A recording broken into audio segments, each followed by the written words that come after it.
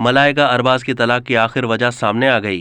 बॉलीवुड की मशहूर अदाकारा और डांसर मलाइका अरोड़ा ने अरबाज खान से शादी और तलाक से मुतालिक सब कुछ बता दिया।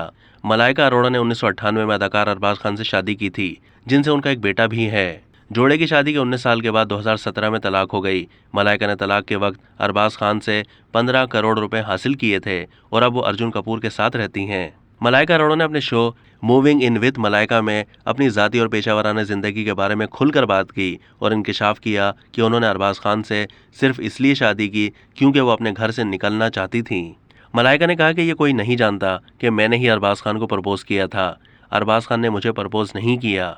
मैंने अरबाज से कहा था कि मैं शादी करना चाहती हूँ, क्या आप तैयार हैं? तो अरबाज ने फ़ौरन हाँ कर दी और कहा, आप बताएं कब शादी करनी है। मलाइका ने मजीद कहा कि मैं उस वक्त बहुत छोटी थी, मैं ज़िंदगी में मुख्तलिफ चीज़ें चाहती थी। दबंग की रिलीज़ तक हमारे दरमियान मामला ठीक थे, लेकिन उसके बाद हम बहुत ज़्यादा चिड़चिड़े हो गए और अलग अलग होने लगे। हम हर बात पर बहस करते थे। अब तक के लिए इतना ही। मज़ीद मालूमात के लिए डेली जंग के यूट्यूब चैनल को सब्सक्राइब कीजिए।